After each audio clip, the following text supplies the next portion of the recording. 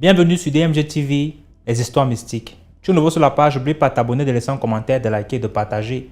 Tu vas raconter une histoire. Il y a un numéro à l'écran là sur le plus 237 655 81 90 17. Un numéro WhatsApp, envoie ton histoire par note vocale. Et on va jouer ici sur YouTube, Facebook, TikTok. Voilà. Donc, on poste 10 histoires tous les jours sur YouTube à 12h00. La chaîne c'est DMG TV. Donc, n'hésite pas à t'abonner et d'activer la cloche de notification. Voilà. Je tiens d'abord à remercier tous ceux qui ont l'habitude d'envoyer les histoires. C'est grâce à vous qu'on a un concept aussi puissant parce que vous êtes nombreux à envoyer les histoires. Si je n'ai pas encore joué ton histoire, sache qu'on va forcément jouer ça à un moment donné parce qu'on poste les histoires par ordre d'arrivée. Et c'est vrai parce que je ne suis pas Dieu par exemple. Et parfois on peut faire des erreurs, on s'embrouille avec les histoires, on poste même ce qu'on avait posté parce qu'il y en a tellement. Et si c'est qu'on ne programme pas bien, on fait des erreurs. Donc, si tu as envoyé ton histoire, s'il te plaît, ne renvoie pas ton histoire parce que si tu l'envoies 2 fois et qu'on l'a programmé 2 fois, forcément, ça va revenir. Ok? Voilà. On va commencer la première histoire. Écoutez attentivement, s'il vous plaît. Et surtout, on ne juge pas dans les commentaires. Ok?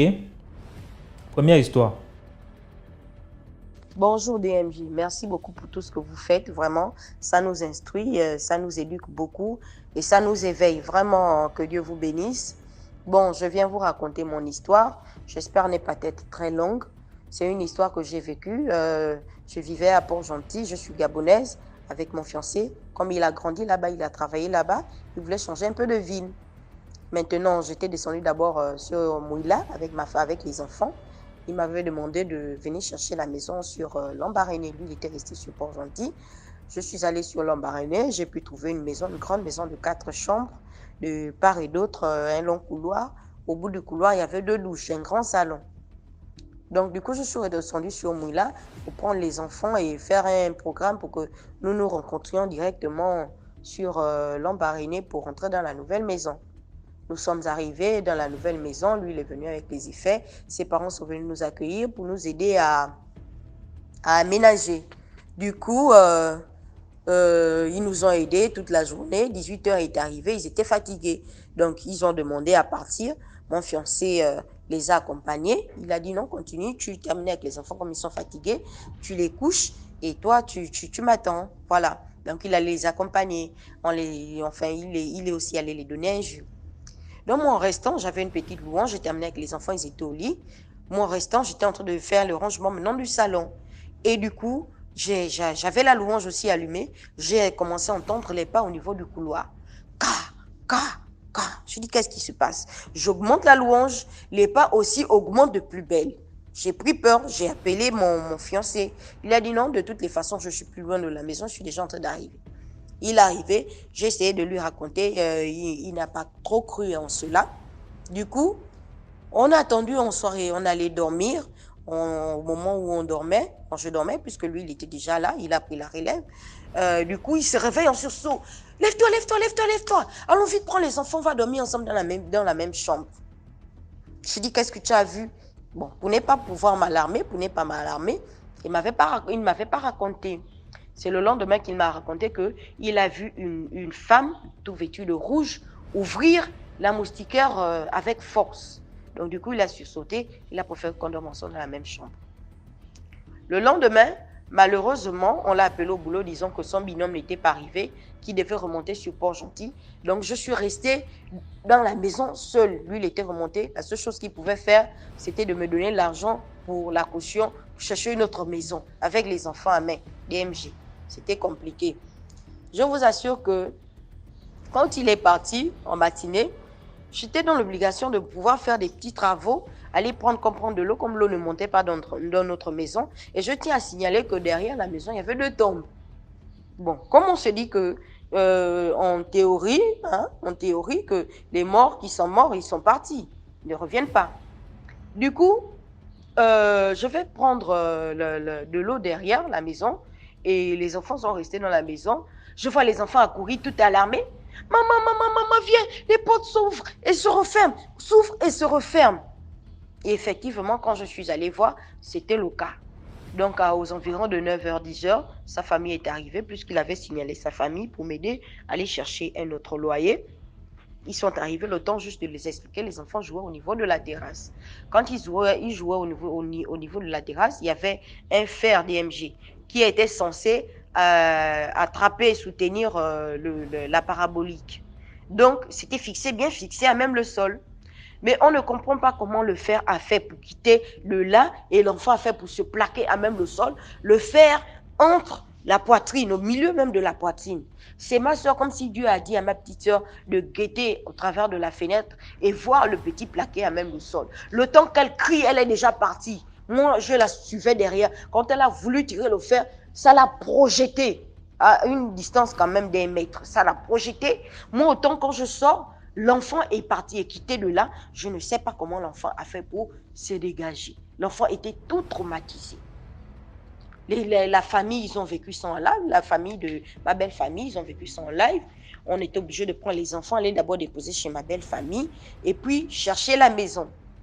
On a cherché la maison, ce jour-là, on n'a pas trouvé. Mais comme chez ma belle famille, il n'y avait plus de place. Bon, et puis aussi, quand les gens, ils ont peur, on ne va pas les obliger de vivre les mêmes choses que nous. Personne n'avait voulu venir dormir avec moi, avec les enfants. Personne n'avait voulu héberger les enfants. Donc, on était obligé de revenir dans la même maison. Dans la même maison même, j'ai terminé, j'ai fait mes travaux très tôt, aux environs de 18 heures. J'ai pris les enfants, j'ai mis au lit. Moi-même, j'ai mis le sel partout. J'ai commencé à prier. J'ai prié, j'ai terminé de prier. À 21 heures, je me suis tenue au milieu du couloir, donc à la fin du couloir, au salon. En allant, je regardais les 2 douches qui sont fixées au bout du couloir. J'ai dit, moi, je suis pour nous. Vous ne me connaissez pas. Vous ne me connaissez pas, vous ne connaissez pas ma famille. Vous ne connaissez même pas d'où je viens. Et je vous assure que je vous lance un défi. Si vous voulez vraiment connaître qui je suis, embêtez-moi ce soir. Je vous lance un défi. Si aujourd'hui je suis embêté, vous allez voir combien de fois nous les pour nous sommes plus que vous. Les MG, je suis allée dormir. Ce jour-là, je n'ai même pas vu comment le jour s'était levé. Je n'ai même pas vu comment le jour s'était levé. Et ma belle-sœur m'avait appelé pour me dire que elle a trouvé la maison. Ce jour-là, on a fait le déménagement. Je ne pouvais plus rester là parce que j'avais lancé un défi à des inconnus. Au sorti de là, j'ai mené des enquêtes sur la personne qui était dans la maison là. Les gens ne voulaient même pas me dire. C'était comme si c'était un mystère, comme s'il y avait des problèmes autour de cette maison. Au bout d'un moment, puisque à chaque fois que j'ai lancé mes investigations, j'ai laissé mon numéro de téléphone, il y a une fille qui m'a appelé, une jeune fille qui m'a appelé. Bonjour Tantine, bonjour, c'est vous la maman qui était dans la maison? J'ai dit oui, ma fille, oui, ma petite. Oui, bon, moi, je suis la fille de la femme qui restait dans la maison. J'ai vécu avec elle parce que quand on rentrait dans cette maison-là, ma maman était enseignante, elle était bien portante. Donc, au sorti de là, elle est sortie de cette maison dans une chaise roulante. La maman, là, ne parle plus. Elle ne parle plus. Elle a perdu la parole. Les choses qu'il voyait dans cette maison, c'était compliqué. Donc, les 2 tombes qui étaient derrière la maison, c'était les tombes de monsieur et dame qui appartenaient à la maison en question. Donc, c'était la famille, donc le frère qui s'était installé, même dans le terrain, qui avait tué monsieur et dame. Donc, du coup, il se vengeait maintenant dans la maison. Merci DMG dans les commentaires. Voilà, merci beaucoup pour l'histoire. On passe maintenant à la deuxième histoire. Écoutez attentivement, s'il vous plaît. Bonsoir DMG. J'ai une autre histoire. La première que j'ai envoyée n'a pas encore été diffusée. Mais bon. Cette histoire m'a été racontée par ma maman. Je suis camerounaise et je vis aux Émirats arabes unis, principalement à Abu Dhabi. Ma maman m'a raconté cette histoire, j'étais encore toute petite. En écoutant les histoires, je me suis rappelée. Donc, elle me disait qu'il y avait... Vous voyez les fleurs avec lesquelles on faisait les barrières dans certaines maisons. Parce qu'à cause de leur résistance, ces fleurs avec des petits bouts rouges comme ça, on a l'habitude de planter dans certaines concessions et ça fait office de barrière. Donc, il y avait 2 amis au village, un autre qui avait ça comme clôture. Tellement ça prenait, n'avait pas besoin de baril, mettait juste les fils barbelés à l'intérieur et Et ça poussait, tellement ça poussait, souvent il coupait. Et son ami a vu, ça l'a intéressé, mais quand il plantait sa part, après quelques temps, ça meurt. Alors que pour son ami, c'était tellement déjà grand qu'il coupait il coupait tout le temps pour jeter même, tellement ça grandissait. Comme ça qu'il va vers lui un jour pour dire que, mais tu vois, tes fleurs, depuis que tu as sémé, ça prend bien, tu n'as même pas besoin de barrière et c'est joli, tu coupes, tu tailles, tellement ça pousse. Je veux savoir comment tu fais pour que ça pousse comme ça. Peut-être la semence que j'ai qui n'est pas bonne. Mais j'ai dit, ah bon, tu veux aussi faire la barrière des fleurs comme moi. Il dit, oui, c'est tellement joli et tout. Il dit, ok, je vais te montrer pourquoi ma part n'arrête pas de pousser, pourquoi ça pousse autant et tout et tout. Le monsieur en question qui avait la barrière de fleurs, allait dans son champ. Il a pris une petite herbe, il vient voir son ami, il dit que... Et il aussi allait couper, puisque ça poussait tellement chez lui, il n'avait pas de problème de couper une quantité plus donnée. Il a coupé une bonne quantité qui dépassait là chez lui. Il est venu avec la petite plante, il lui a dit que prends, tu vas s'aimer tout ceci, après tu plantes la petite plante là, à côté de ce que tu as semé. Tu vois, ça va pousser et tout, comme ma part, en quelques temps. C'est comme ça que, en quelques mois, le monsieur n'a rien compris. Ça a tellement poussé, fait le tour de sa barrière et tout. C'était tellement joli et tout. Il a dit, waouh, c'est comme on a vraiment conseillé là, c'était vraiment bien. Ça a finalement poussé, ça a bien pris. C'est comme ça que dans sa joie, il coupe ce qui dépasse aussi et tout. Pour dire que merci beaucoup. Merci comme tu m'as aidé. J'ai maintenant la barrière de fleurs et c'est vraiment joli. Donc, j'ai coupé comme ça le surplus pour te remercier. S'il y a quelqu'un qui est aussi intéressé, à qui on peut donner le supplément si aussi ça l'aide parce que ça m'a vraiment fait du bien. Il dit que non, c'est pas un remerciement comme ça. Je t'ai donné une plante et tout ça et tout, mais on ne remercie pas comme ça. Tu n'as pas besoin de me remercier. En fait, même, je me perds un peu. Il lui avait dit que c'est quand ça va prendre, je vais te dire avec quoi tu vas me remercier. Donc, le monsieur a pris comme ça celui de couper ça. Il dit que voilà, j'ai pensé comment te remercier. J'ai pensé que c'était mieux de couper un peu pour venir te donner aussi encore. Il dit que tu me donnes quelque chose que je t'ai donné, pourtant j'en ai assez. Il dit que je manquais ça. Je ne manque pas, c'est pas comme ça que tu vas me remercier. Il fallait me demander, il te dit ce qu'il faut pour me remercier. Il dit que, papa, excuse-moi alors, qu'est-ce qu'il faut alors vraiment pour te remercier? Il me dit que, comme ta femme là, avec ta femme, tu as 2 enfants, un garçon, une fille et une fille. Donc tu vas me donner soit un de tes enfants, soit ta femme. Parce que cette plante-là a besoin de boire du sang. Le monsieur dit que tu as dit quoi? Il dit que oui, ce n'est pas simple. Parce que si tu ne me donnes pas ta femme ou un de tes enfants, ça sera compliqué pour toi. C'est comme ça que c'est ce que cette plante réclame. Je dis que donc c'était de ça qu'il s'agissait et tu ne m'as pas dit. Tu ne m'as jamais dit. Il dit que oui, c'est ça qu'il s'agit. Il dit ok. Une histoire vraie qui s'est passée dans mon village. Le monsieur est rentré chez lui. Allez prendre sa machette. Limer à 100 degrés. Qu'est-ce que je dis même? Limer sa machette de tous les côtés. Aller prendre, aller à la cuisine, se déshabiller tout nu comme on l'avait accouché. Se oindre avec la cendre, la tête aux pieds. Aller dans sa clôture, déraciner cette plante-là, arrêter à main. Commencer à marcher vers la direction de la maison de son ami. 1, 2, 1, 2. Dès qu'il arrive dans la clôture, avant d'arriver dans la maison de son ami, il y avait beaucoup de bananiers que son ami avait semé dans sa cour et tout. Dès qu'il touchait seulement le bananier avec la machette, le bananier tombait. Il a commencé à découper tous les bananiers, découper. Et quand il passait, les enfants guettaient. Dans le temps de quitter de chez lui pour son ami. C'était dans le même quartier, mais c'était pas à côté. Donc tout le monde disait que papa, qu'est-ce qu'il y a, papa tel? Comment il est devenu fou? Qu'est-ce qui se passe? On guette, qu'est-ce qui ne va pas?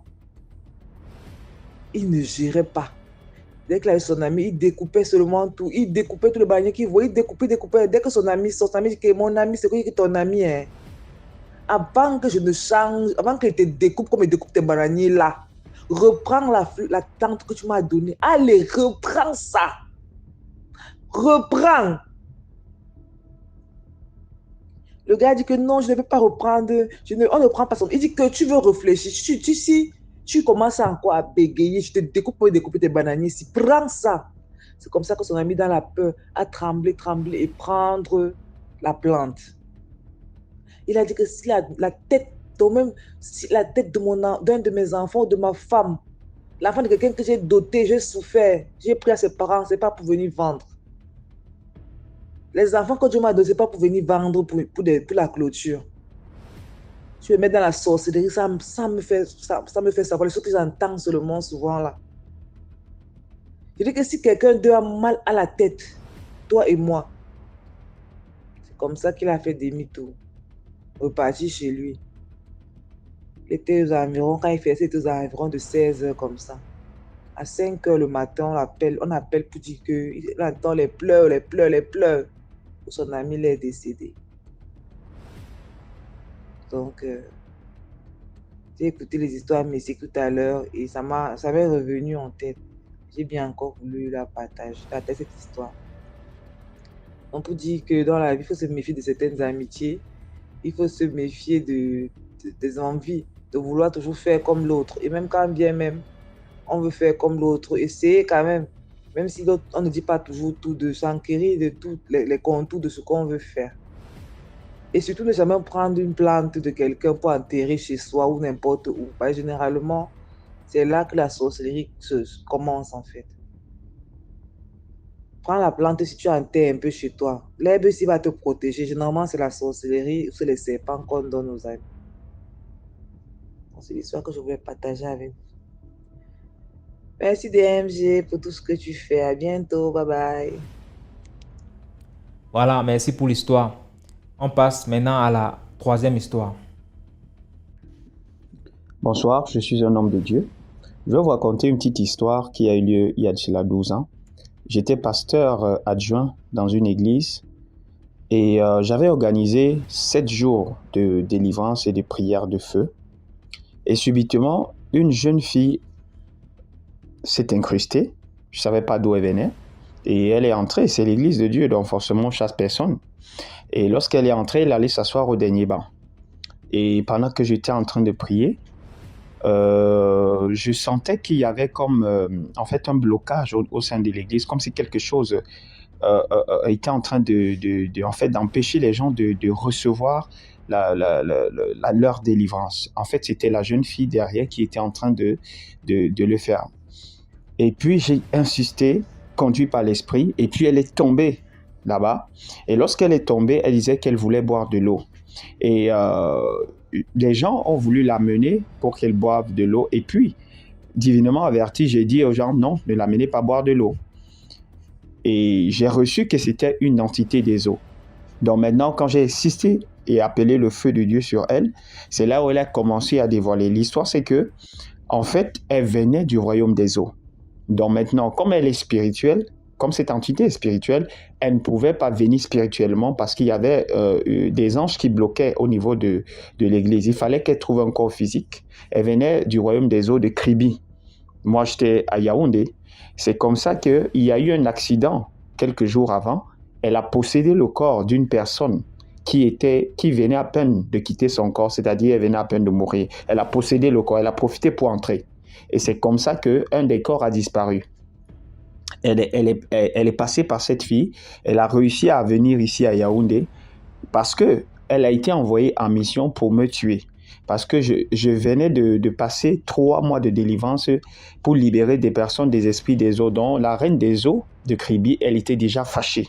Elle était déjà fâchée de mon travail, du coup, il fallait m'éliminer. Elle a reçu les pleins pouvoirs de la Reine des Eaux pour venir m'éliminer. Mais malheur pour elle, c'est que ce jour, j'étais vraiment très connecté et le feu de Dieu l'a désarmé. Je vous raconte cette histoire pour vous faire comprendre une chose, c'est que cette femme n'était pas un être humain, mais c'était une sirène des eaux qui a pris le corps de quelqu'un qui venait à peine de mourir et qui est venu pour me tuer moi, un vivant. Elle est venue pour me tuer, mais Dieu a empêché qu'elle réussisse à me tuer parce que j'étais vraiment connecté à Dieu et parce que je suis son serviteur. Juste pour vous faire savoir que ce monde, il y a des êtres qui existent que vous ne soupçonnez même pas l'existence. Ils sont parmi nous. Il y a d'autres qui ont la possibilité de quitter l'autre monde pour venir ici. Mais comme ils ont besoin d'un corps physique, c'est pour ça qu'ils sont obligés de posséder certaines personnes, parfois qui sont déjà mortes, parfois qui sont encore vivants et qui ont certains liens de sorcellerie qui leur ont été donnés. Donc, c'était ce que je voulais partager avec vous. Je prie vraiment que le Seigneur fortifie tous ceux-là qui ont perdu les membres de leur famille et qui sont utilisés mystiquement par les forces des ténèbres pour pouvoir les atteindre, que ce soit par les rêves, que ce soit physiquement. Que Dieu vous bénisse. C'était ce que je voulais partager avec vous. Merci pour l'histoire. Commentez, likez, partagez. N'oubliez pas de liker, s'il vous plaît. Quatrième histoire.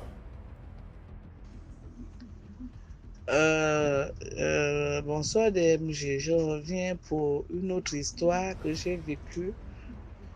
C'était dans les années 2002, j'étais en formation à l'école de santé de Makoko. Makoko, c'est une ville du Gabon.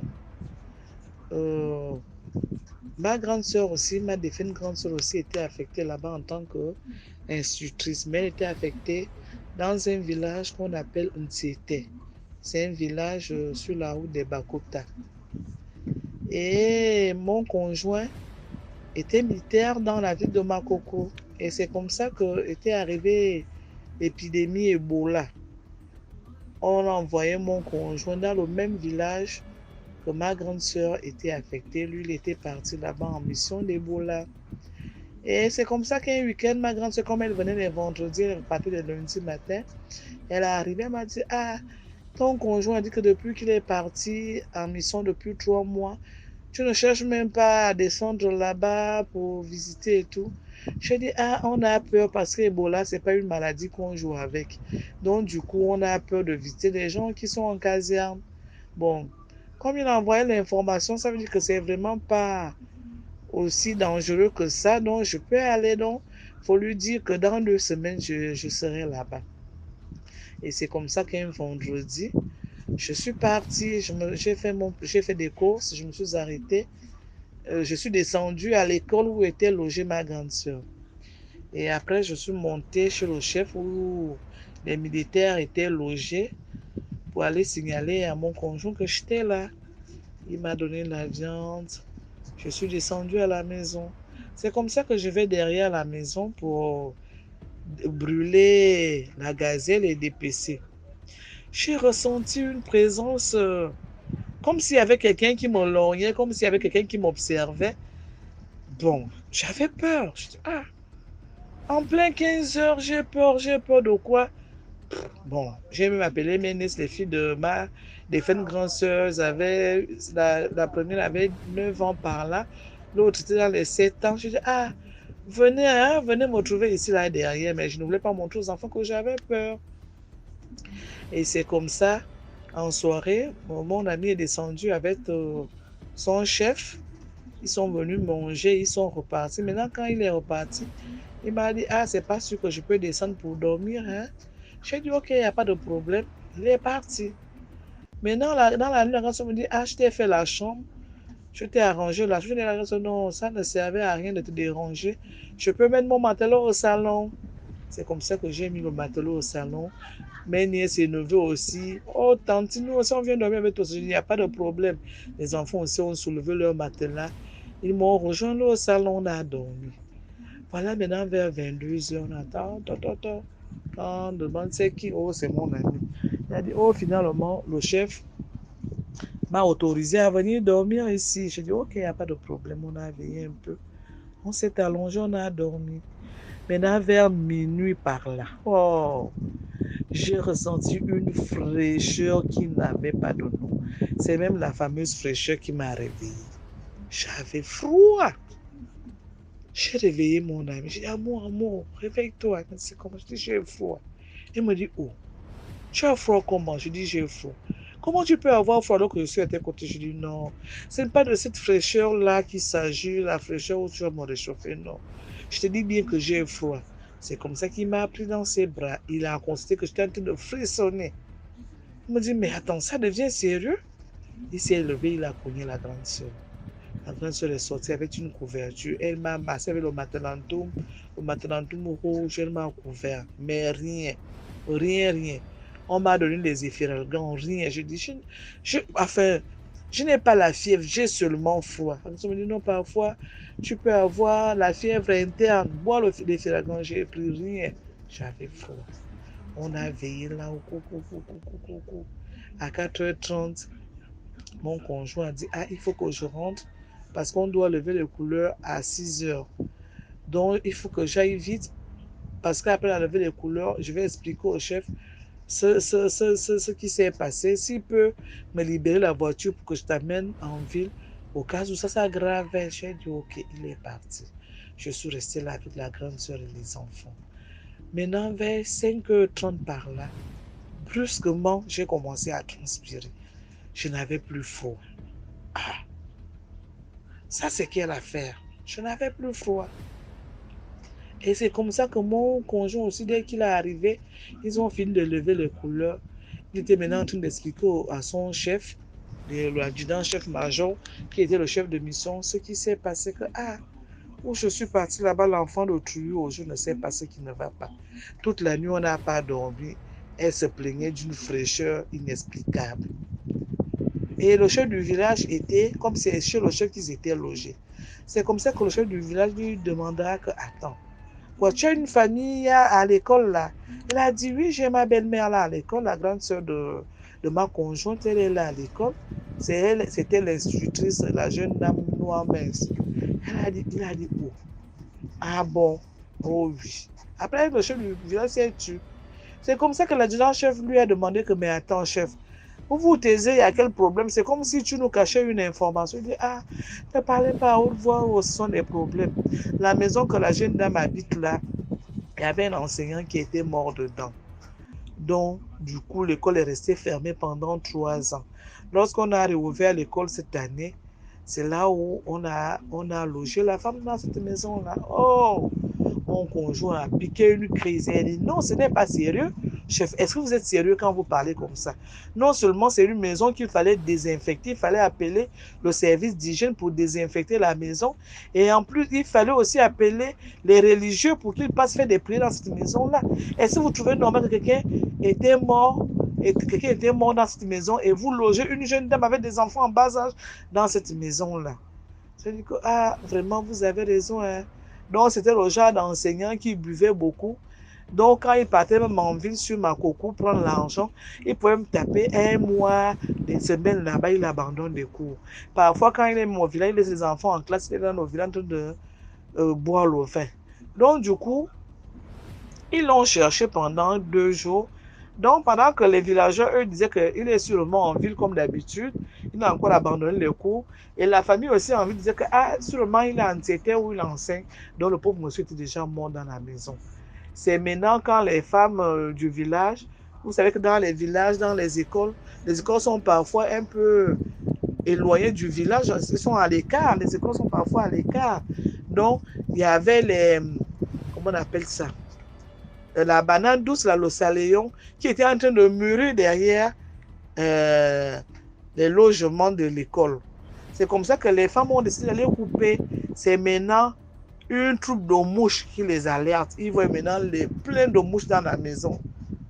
Et les femmes ont couru maintenant chez le chef, aller appeler le chef. Oh, on voulait aller couper la banane qui est en train de mûrir là-bas, mais on voit plein de mouches dans la maison de l'enseignant. Quand ils sont venus casser la maison, l'enseignant était déjà en état de décomposition avancée. Donc c'est comme ça qu'ils ont appelé les autorités et tout. Et l'école est restée fermée. Et ils n'avaient jamais signalé cela à la grande sœur.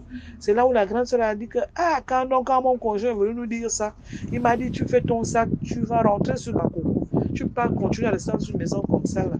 Donc, c'était une maison hantée. La présence que je ressentais avec la fraîcheur dans la nuit, c'était cette présence-là qui me signalait qu'il y avait quelque chose qui s'était passé dans cette maison. Et donc vraiment, du coup, je suis montée sur ma coco avec la grande sœur et les enfants. La grande sœur est revenue un autre jour, maintenant avec un TM, pour enlever ses effets qui étaient dans la maison. Elle n'est plus jamais repartie là-bas. Et c'était au mois de mars. Jusqu'en fin d'année, elle n'est plus repartie là-bas. Donc, lorsqu'on nous donne des maisons de fonction, parfois on doit prendre la peine d'appeler les hommes de Dieu venus faire des prières parce que tu ne sais pas qui était dans cette maison-là avant toi et ce qui s'est passé dans cette maison. Donc, il faut toujours prendre la peine d'appeler les hommes de Dieu. Vraiment, c'est l'expérience que j'ai vécue et que j'ai vraiment bien voulu partager avec vous. Merci. Merci pour l'histoire. Commentez, likez, partagez. Voilà, on passe à la 5e histoire.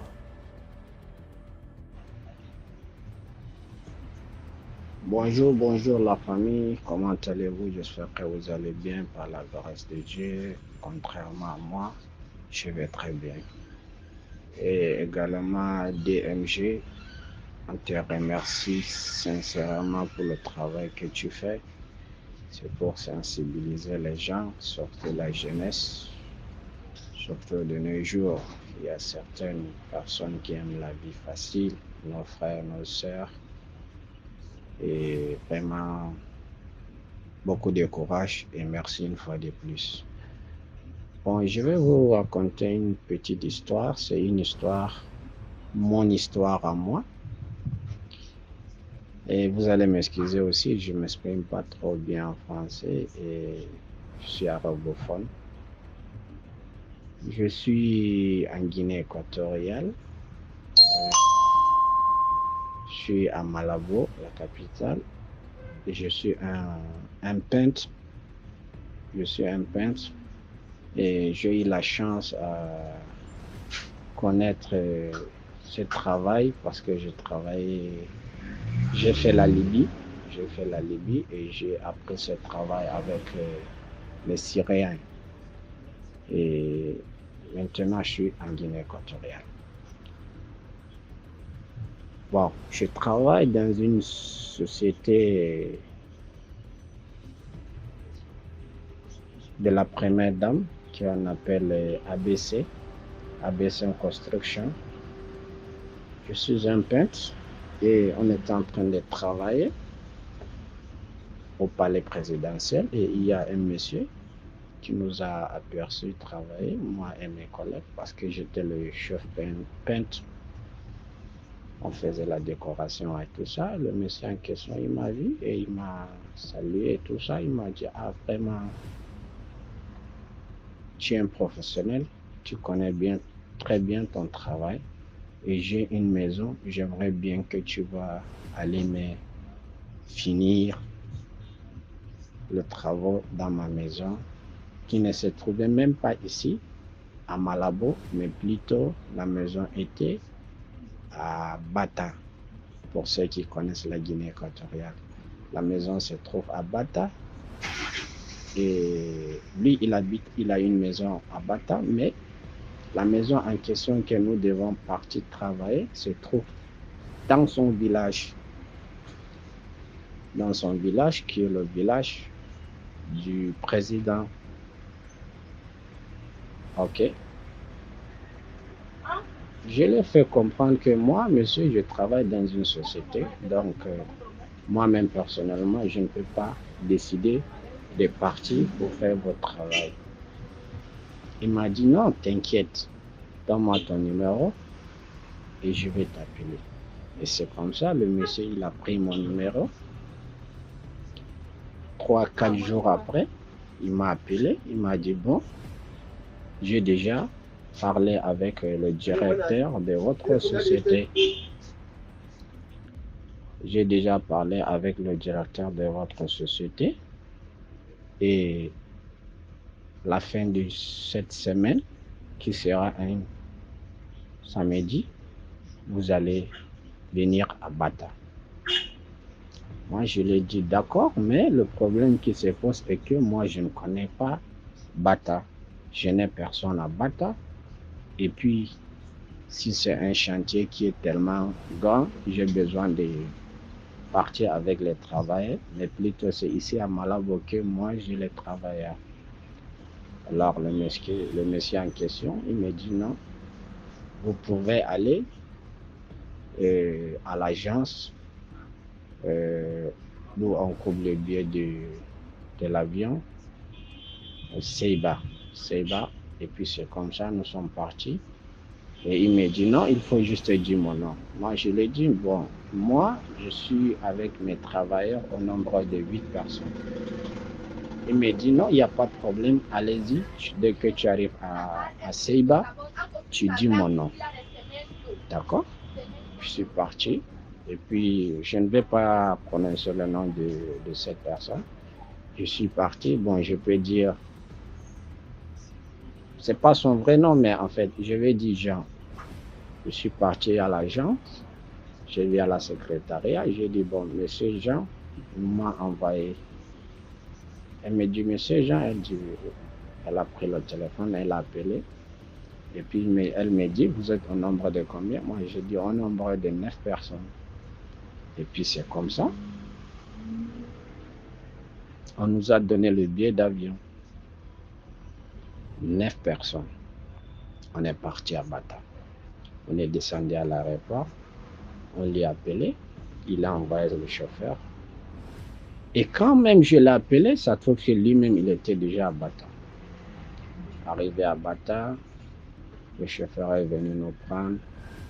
On est parti chez lui à la maison. Mais le monsieur, il avait... Ce n'était pas une maison, mais je dirais un palais.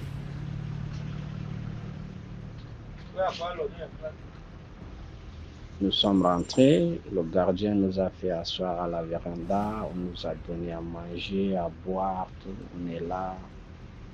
Presque 3 heures de temps, c'est là il est sorti. Il me dit, bon, comme il fait déjà un peu tard, vous pouvez aller vous reposer. On va quitter ici à 16 heures pour aller.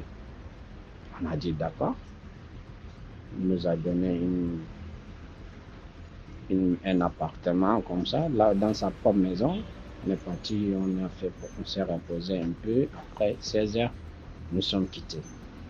Direction dans son village. On est là, roulé, presque 19 heures, nous sommes arrivés. Je te jure, DMG, tu ne peux même pas imaginer que dans cet endroit, il y a une maison qui se trouve. La forêt, en brousse. Nous sommes rentrés. Viens voir la maison qui se trouve là-bas. Une grande maison avec les pavés tout bien joli. Mais il n'y avait personne. Nous sommes rentrés. Il n'est même pas descendu de la voiture. Hein. Nous sommes rentrés dans la cour. Le gardien, il a ouvert. Nous sommes rentrés. Et puis, il m'a tendu la clé. Il me dit, bon, tu vois la maison qui est là-bas? Moi, je dis oui. Il me dit, vous pouvez ouvrir la porte. Vous dormez. Il y a tout dedans.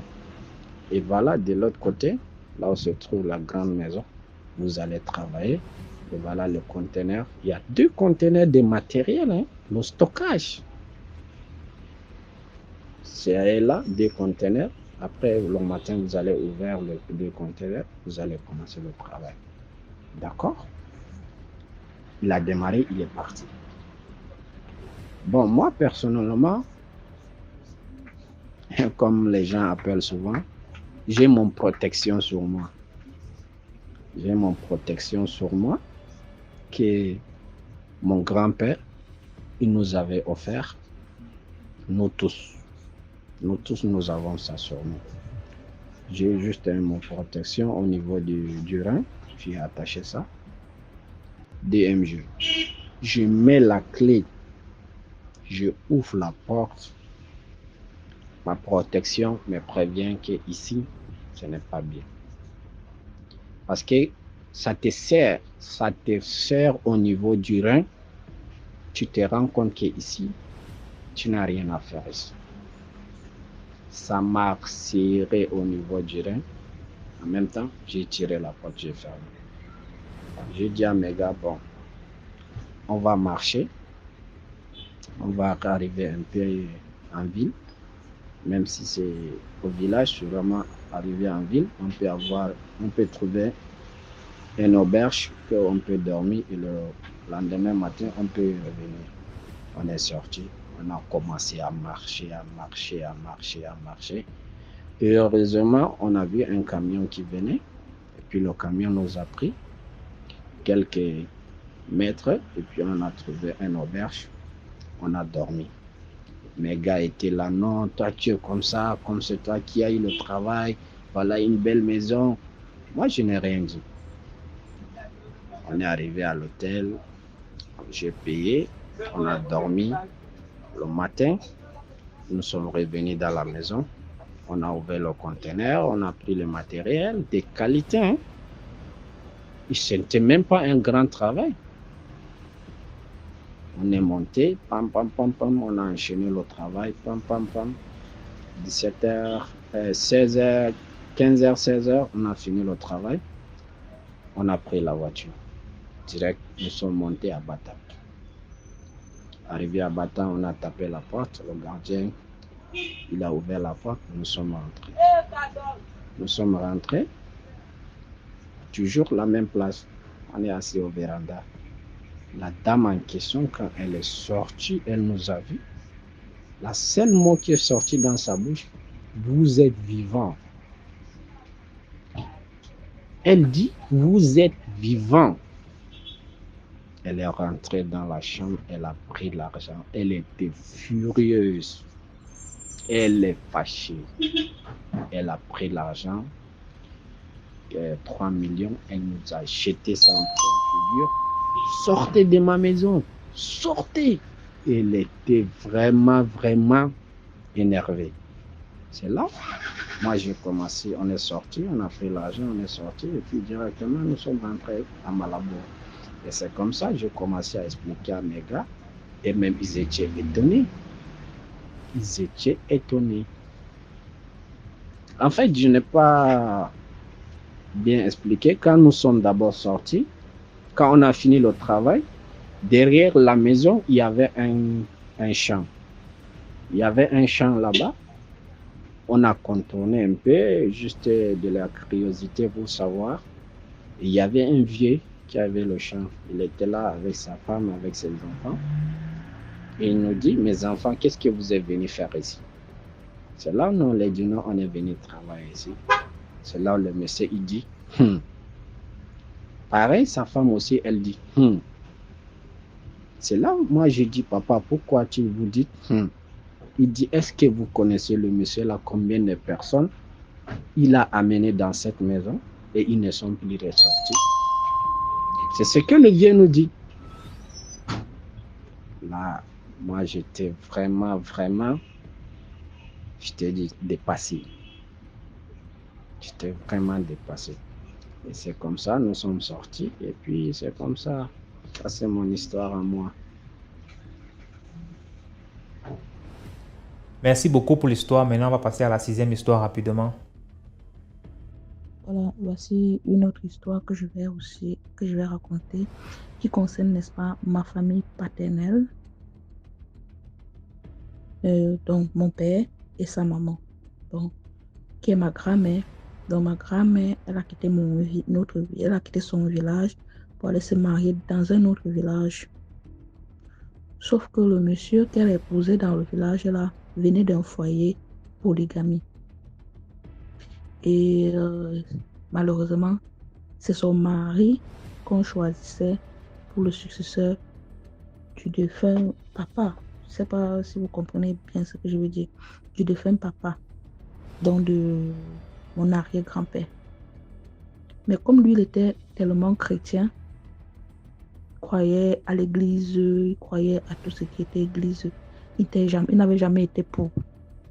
Donc, il épouse ma grand-mère, il accouche mon père, il accouche. Elle me dit qu'en dehors de mon père, parce que mon père, il est de teint noir, hein, et il était, autant pour moi, parce que même mon père ne vit plus, perd son nom. Mon père, il était de teint noir. Donc, il y a eu d'autres enfants qu'elle a eu, donc elle a perdu peut-être 2 enfants avant mon père. Elle a perdu 2 enfants avant mon père. Et après, elle a eu mon père. Après, elle a eu ma tante qui est vivante, qui est encore vivante. Après, elle a eu un autre oncle, très brun, comme un métis. Que cette fois-ci, on ne l'a pas tué, mais on l'a rendu, on l'a gâté en fait. Je vais revenir sur l'histoire de mon oncle. Ils l'ont gâté là-bas. Et donc, quand ça devenait vraiment chaud, et les consanguins de mon défunt grand-père ne voulaient pas que ce soit l'opposition, on commençait à le persécuter. Il ne pouvait pas commencer à traîner partout avec ma grand-mère et les enfants. Donc, il a dit à ma grand-mère, retourne chez vous avec les enfants. Et si tu te trouves un autre mari, eh ben, marie-toi. Marie-toi et oublie, fais ta vie, que Dieu te bénisse et tout. C'est comme ça qu'il est parti. Il est mort là-bas dans un village. Je ne sais pas si je cite le nom aussi, ça va faire référence. Il est mort dans une cathédrale, toujours d'un autre village là-bas à l'ouest. Il a été enterré là-bas à la cathédrale. Bon. L'histoire mystique qui a trait avec, voilà, le lien des ancêtres et tout, voilà, c'est le fait que après ça, ma grand-mère elle s'est remariée à un enseignant dans notre propre village. Lui, il aimait tellement ma grand-mère qu'il est venu. Bon, on l'avait affecté dans mon village. Il était un enseignant à l'époque là. Il est venu enseigner dans mon village. Il a trouvé ma grand-mère. Il a accepté ma grand-mère malgré les 3 enfants déjà qu'elle avait et tout. Et il a épousé ma grand-mère. Il a fait tout. Il a tous les biens qu'il avait, c'était au nom de ma grand-mère. Sauf que il y a eu un sort qu'ils avaient eu en sortant de là. Ma grand-mère, jusqu'à l'heure actuelle, a une plaie inguérissable. Mon père avait cette même plaie-là. Il a guéri de cette plaie au moment où il mourait. Donc, il a guéri de la plaie quand on se disait que enfin la plaie de papa est partie et tout. C'était peut-être 1 mois comme ça avant sa mort, que la plaie a disparu. Et après ça, il est décédé. Donc, il a guéri de sa plaie et 1 mois plus tard, il est décédé. Sauf que ma grand-mère, elle s'est remariée là-bas avec l'enseignant et elle a fait d'autres enfants. Elle en a fait combien au total?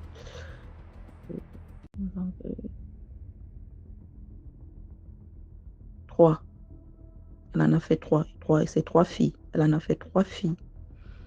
Et mon père était le seul garçon normal et le seul garçon en tant que l'aîné de ma grand-mère et le seul qui a fait des enfants.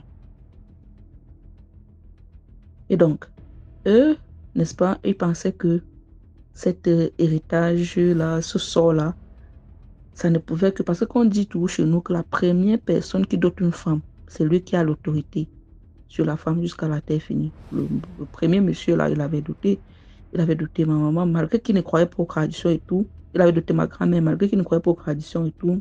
Voilà. Donc, ma grand-mère, comme je disais, je m'égare même. Comme je disais, elle s'est remariée. Elle a fait 3 filles. Et eux, ils savaient, et comme ils souffraient justement tous de la plaie inguérissable, ils se disaient que les enfants qu'elle a fait avec l'autre monsieur là, se disaient que c'est un lien qui ne pouvait pas les toucher. Donc, eux, ils négligeaient cela. même malgré le fait que même il y a un des fils de une de mes tantes qui était de l'autre papa qui avait cette même plaie, qui a encore, voilà, ce n'est pas guéri, qui a cette même plaie, mais ma tante ne voulait pas croire que ça vient du lien en fait. Et donc, des années plus tard, mon oncle qui n'était pas bien là, il est décédé. Il est décédé sans avoir d'enfant et tout. Il est mort. Comme ça. Voici maintenant la partie vraiment, une autre partie mystique, c'est que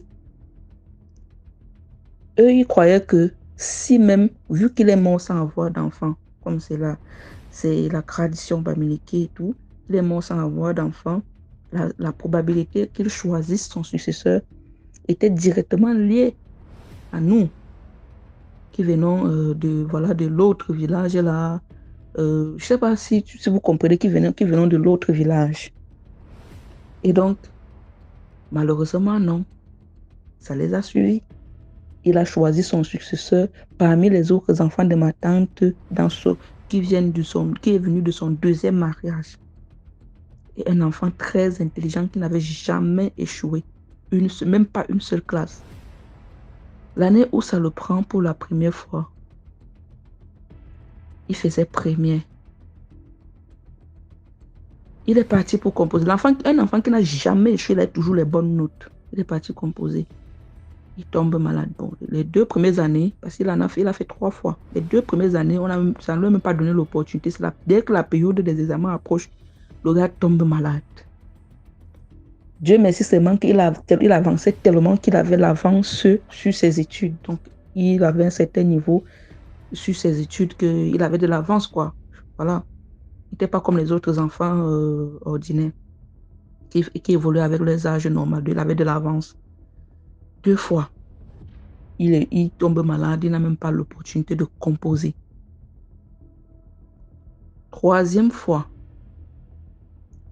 je ne sais pas c'est quelle de mes tantes qui est partie regarder. On dit que c'est l'oncle là, mon oncle qui était malade mental là, qu'on avait gâté dans l'autre premier mariage de ma grand-mère là, qui le réclame en tant que son successeur et que tant que cela n'est pas fait, l'enfant là n'aura pas d'avenir. Pourtant, il a un avenir que son futur montre que c'est quelqu'un de très brillant.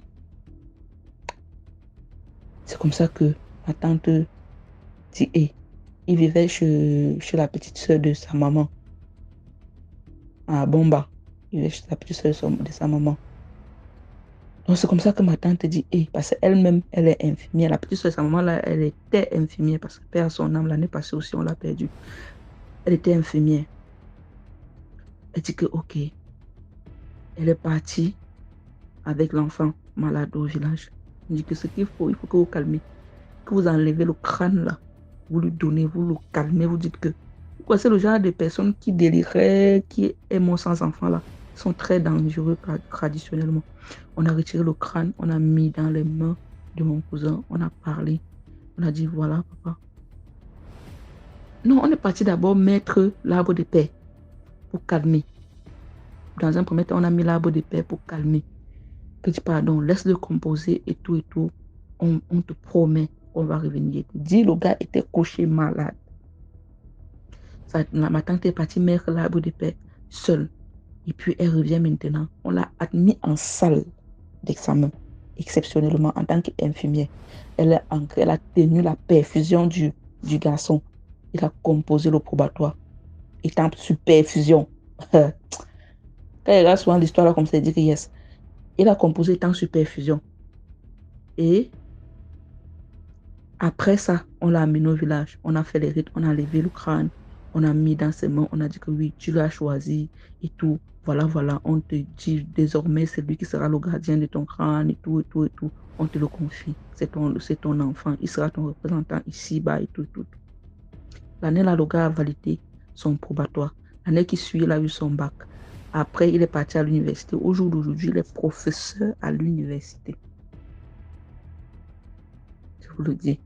Ça, c'est pour dire, c'est pour nos trucs. Beaucoup de gens croient que c'est du superficiel et tout, et tout, et tout. C'est nos c'est nos traditions. Et une fois qu'on est attaché à cela, il faut juste avoir les yeux ouverts pour pouvoir comprendre et y croire. Quand on te dit quelque chose, ne t'entête pas. Parce qu'il y a des gens même que malgré qu'on les explique, ils continuent à s'entêter. Et il y a aussi une autre leçon de vie là-dedans qui montre qu'ils avaient passé tout le temps à négliger cette histoire de plaies inguérissables et tout là, parce qu'ils se disaient que non, ça venait de l'autre village, là, du premier mariage de ma grand-mère, et que ce n'est que nous que ça concernait.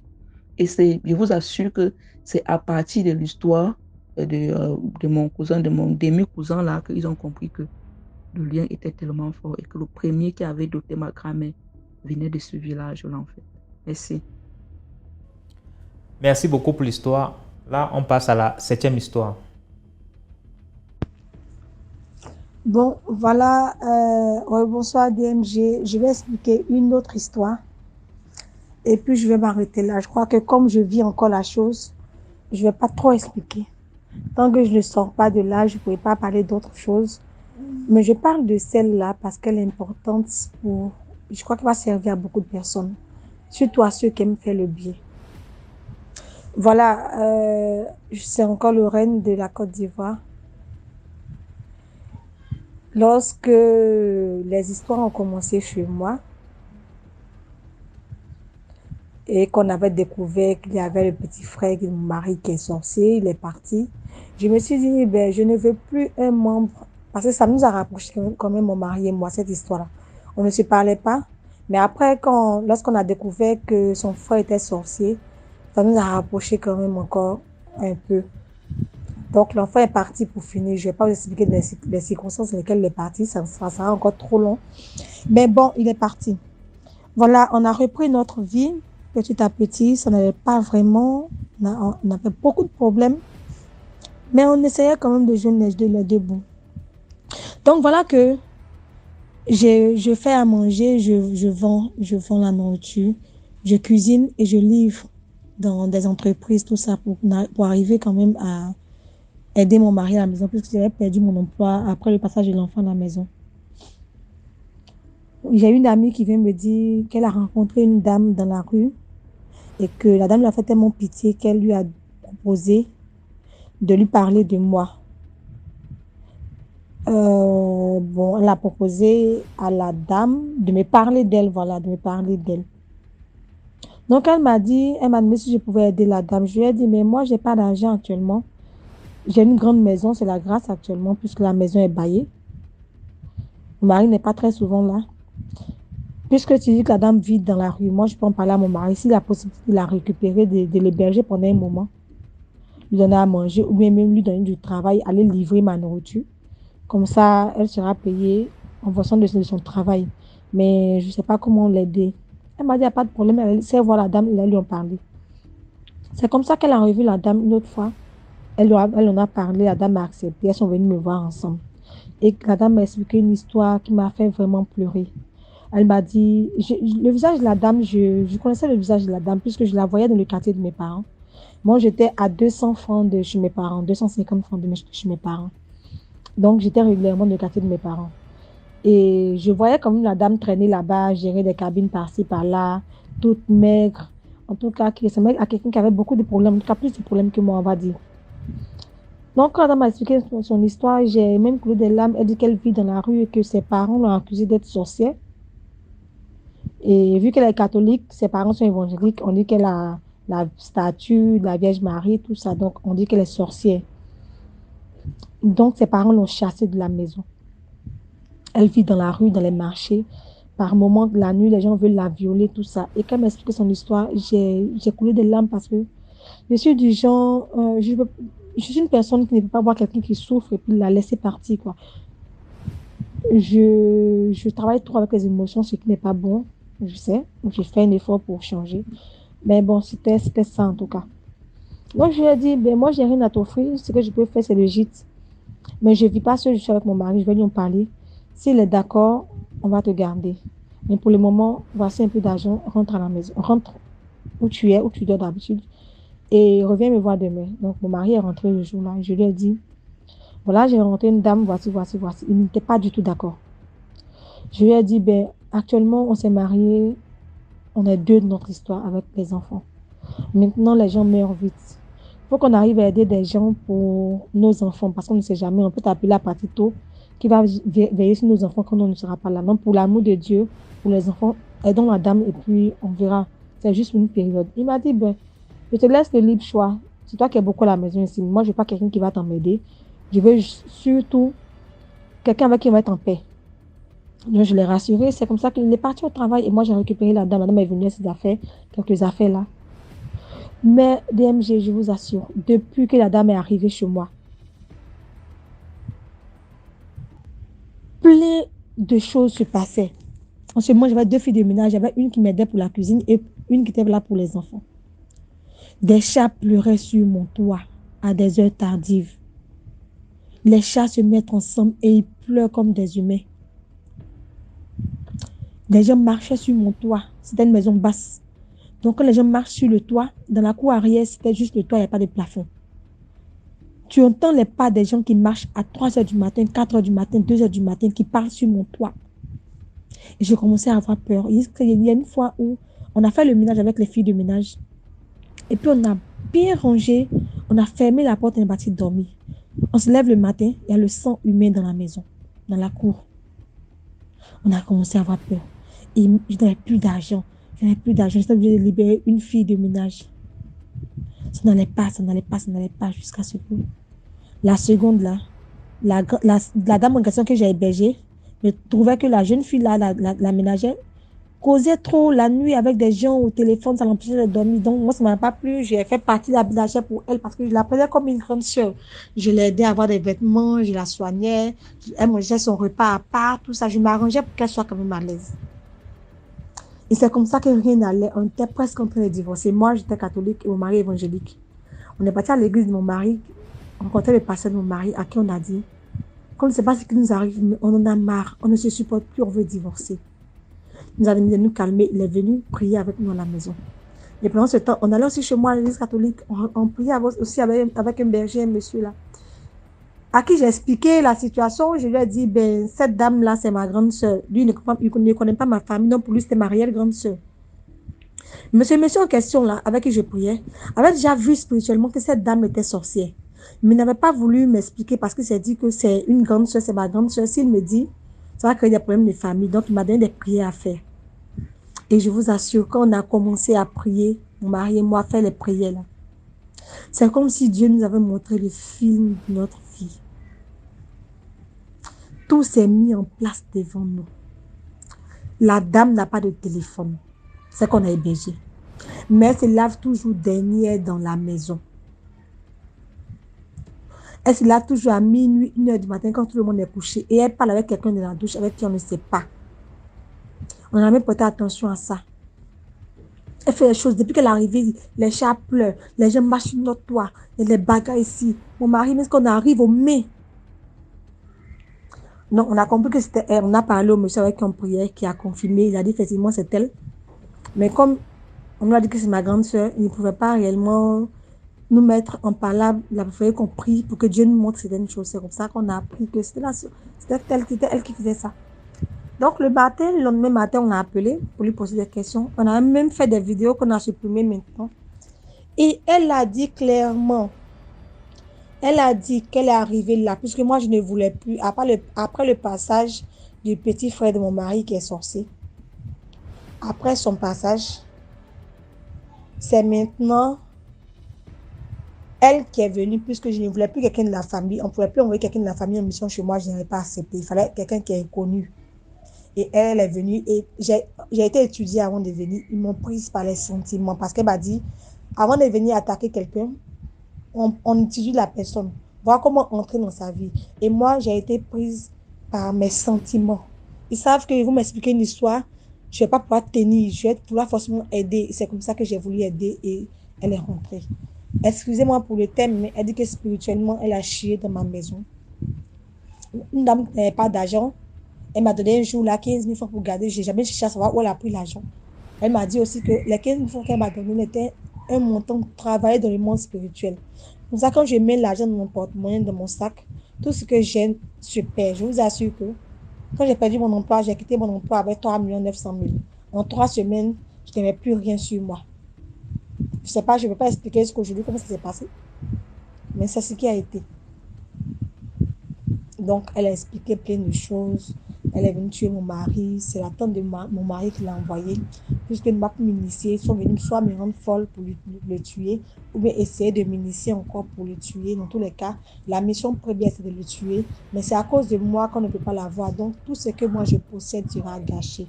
Je n'aurai plus d'argent. Mes activités ne vont pas marcher. Je ne vais plus avoir de travail. Mes enfants ne seront pas en paix jusqu'à ce qu'ils arrivent à le tuer pour être en paix. Et jusqu'aujourd'hui, comme je vous ai dit, mon livret de mariage a disparu. J'ai appris un jour, lors d'un échange avec une dame, que mon livret de mariage a été enterré spirituellement par quelqu'un, je ne sais pas qui. Et jusqu'aujourd'hui, je vis la même chose. Mon mari a quitté la maison. Il ne veut plus de moi. Je n'ai rien fait pour rien. Il a voulu quitter la maison. Il ne veut plus de moi. Il est parti, me laissant avec les enfants. À un moment, c'était un moment, il venait dormir quelquefois à la maison. On a fait un autre enfant encore, une fille qui a maintenant 1 an. Je me suis dit que les choses allaient aller puisque c'est encore mon mari, on est encore mariés. Mais après que je sois enceinte, il est parti encore. Je suis restée seule dans la vie avec ma grossesse, sans emploi, avec les enfants. Ben bon, c'est juste pour vous dire que le monde spirituel est ce qu'il est. On ne cesse pas de vivre ça. Tant qu'on vit, le mal existe. Le mal va toujours exister. Aujourd'hui, je ne sais pas où mettre la tête.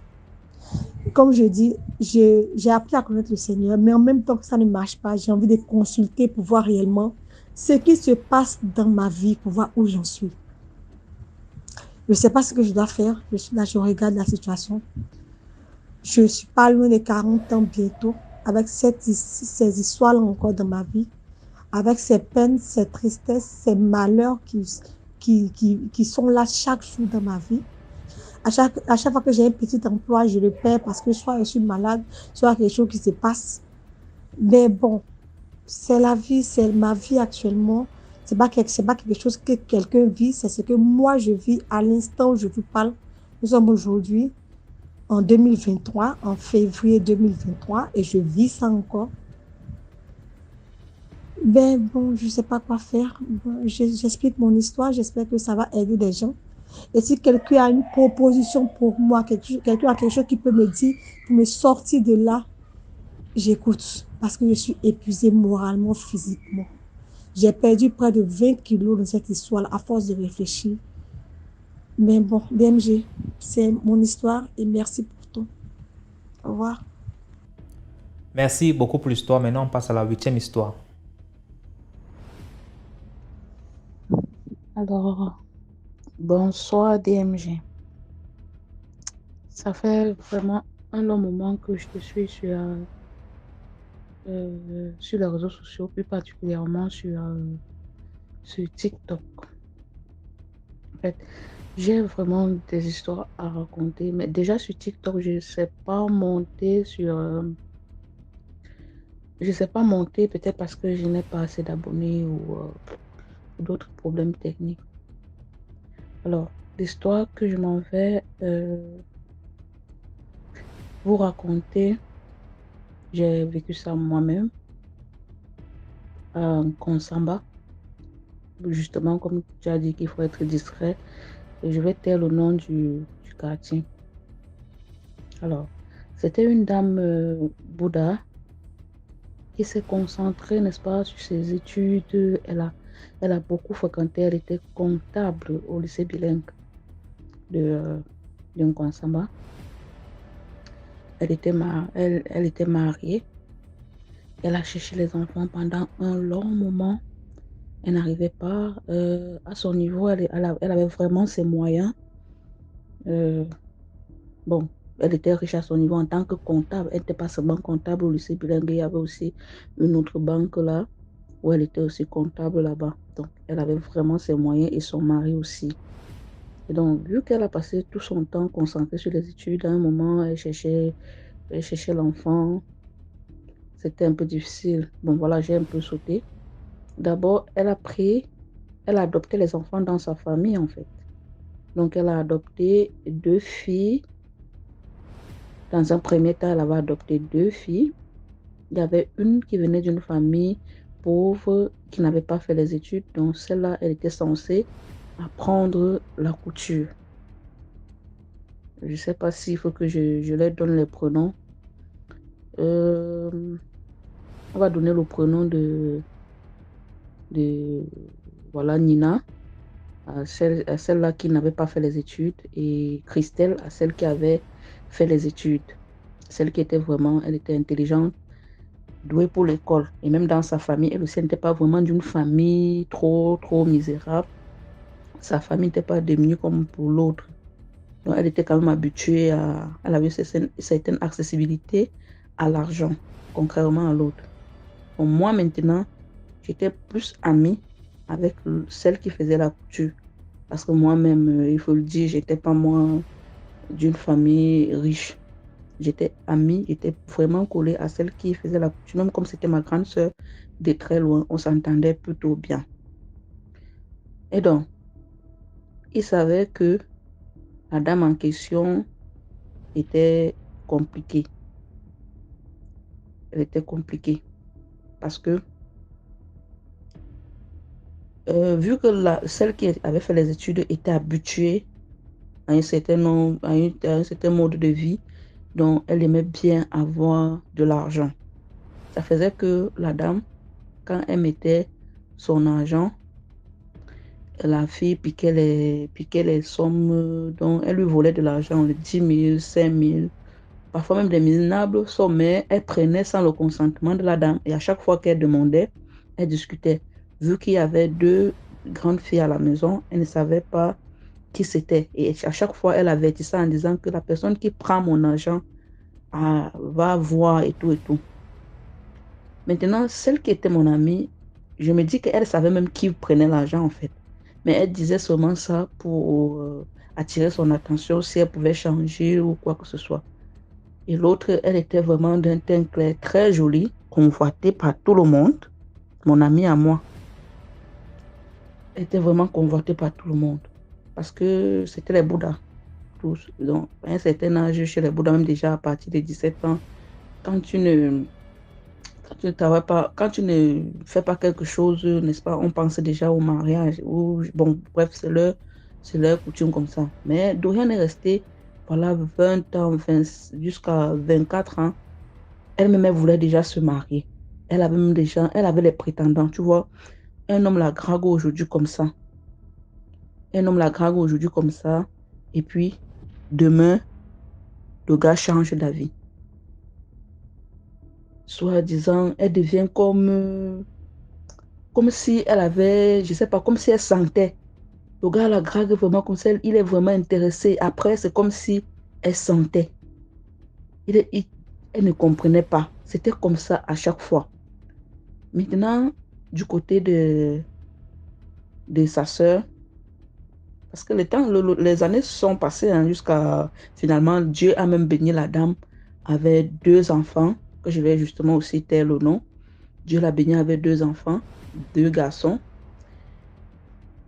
Et voilà, la fille, n'est-ce pas, l'autre qui n'était pas mon amie en fait, elle aimait vraiment la haute vie.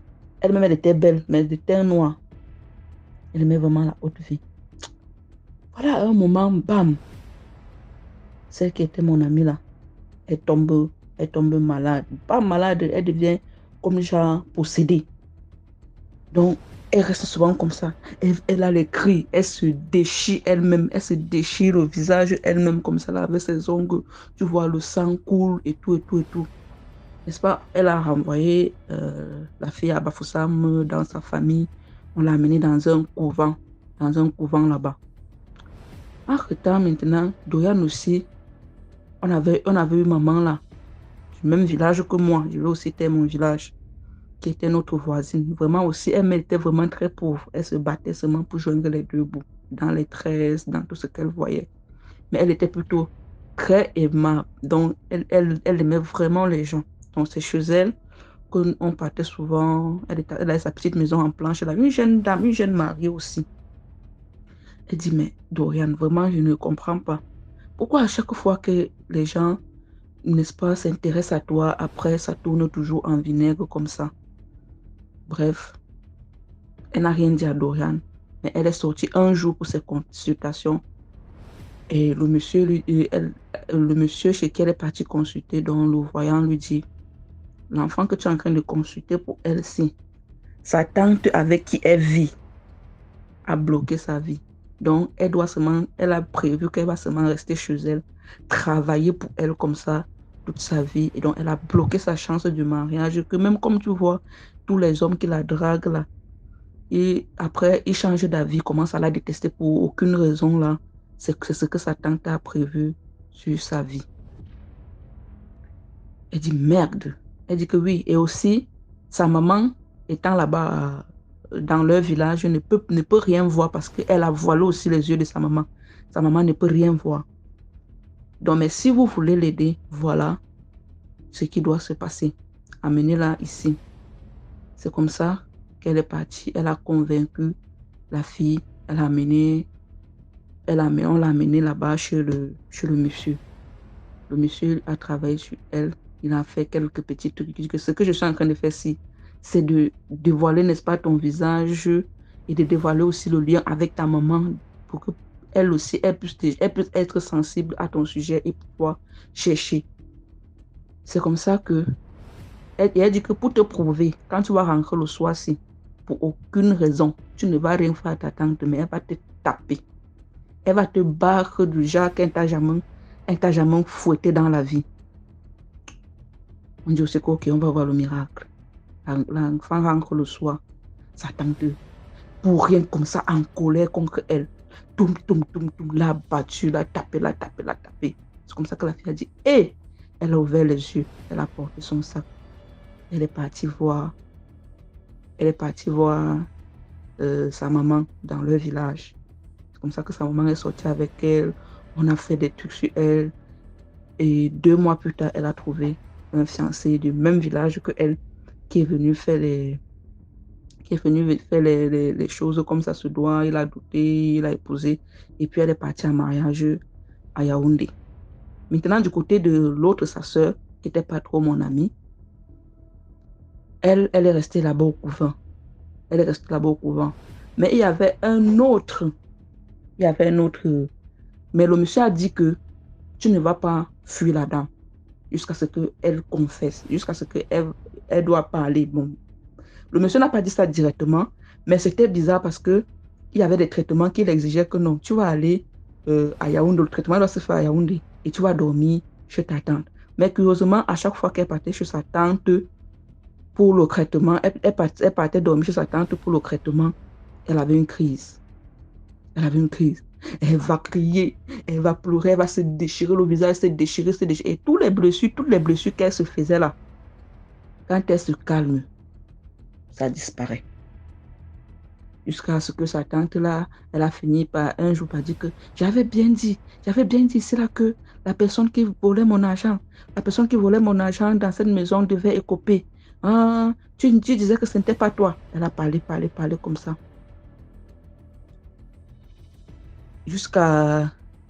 Elle a fait comme ça, elle avait fait 2 voyages chez sa tante. C'est au 2e voyage comme ça que sa tante a tout dit. Donc vraiment, c'est elle qui avait fait ça sur elle en fait. C'est elle qui avait fait ça comme ça sur la fille. Elle est retournée au couvent. C'est dommage parce que actuellement, je n'ai plus vraiment les nouvelles de la fille. Même mon amie, je l'ai perdue de vue. Je ne la vois plus. Je l'ai cherchée partout sur les réseaux sociaux, je ne la retrouve plus. J'ai trouvé sa sœur là, qui était possédée, mais elle ne me répond jamais. Donc, du coup, la dame,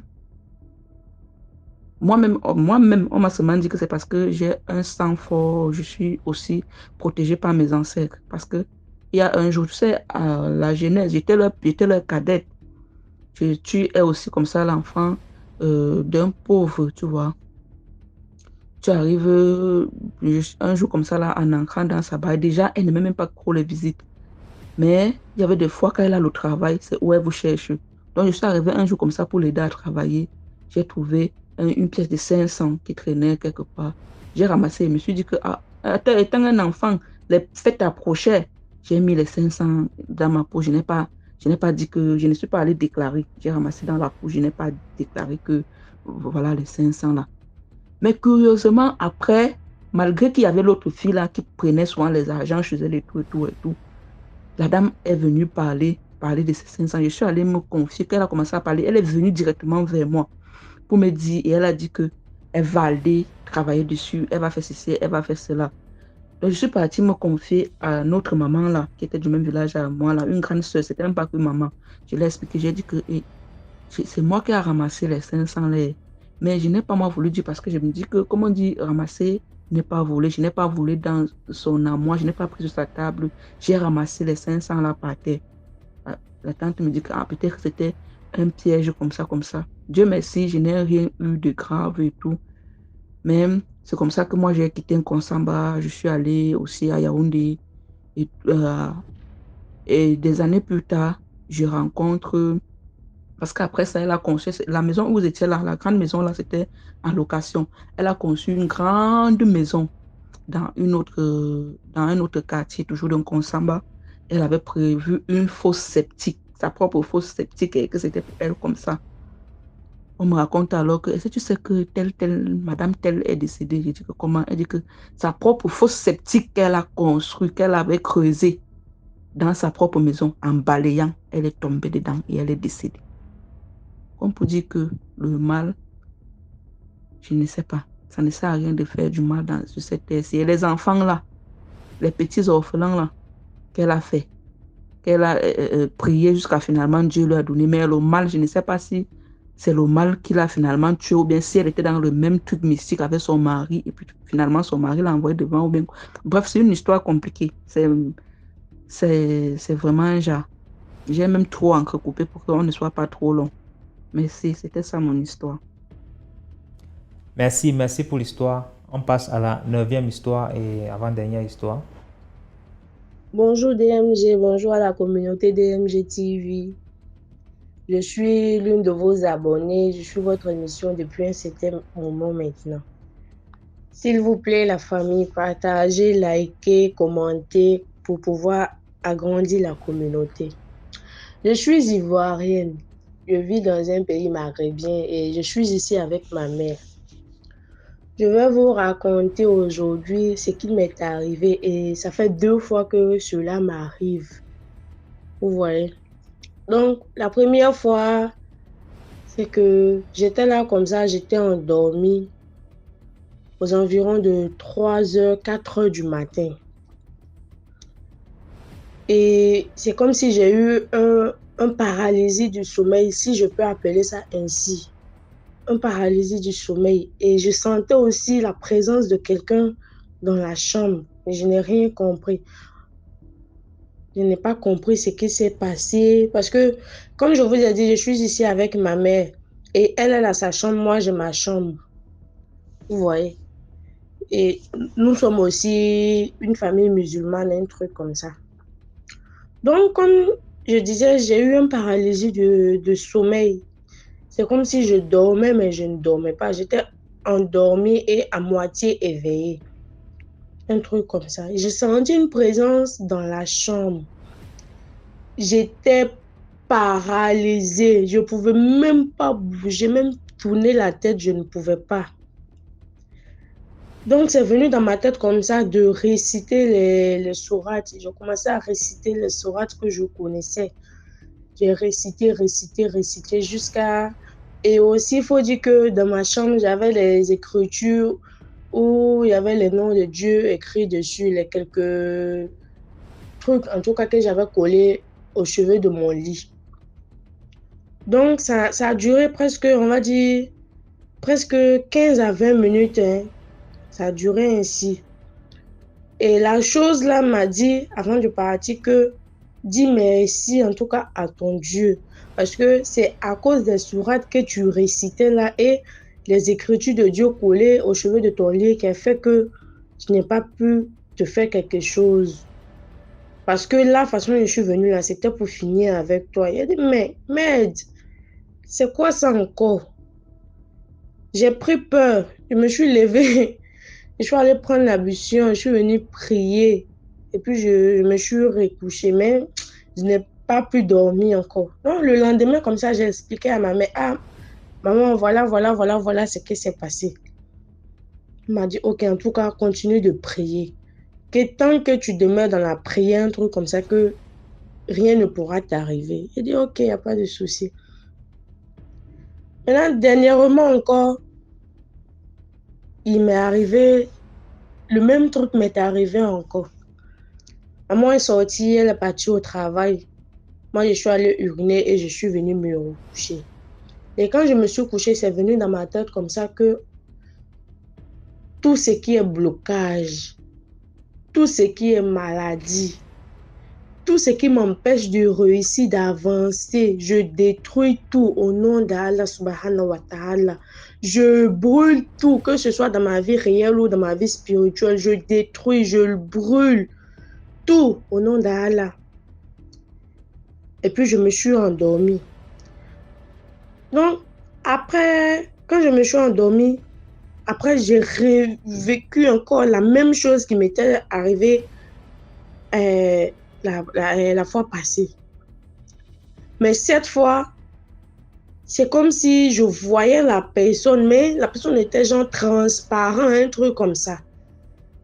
Au début, je n'arrivais pas à parler, j'étais là paralysée, et puis la personne était sur moi. C'est comme si la personne même était sur moi, était accroupie sur moi, voulant m'étrangler, je ne sais pas, un truc comme ça.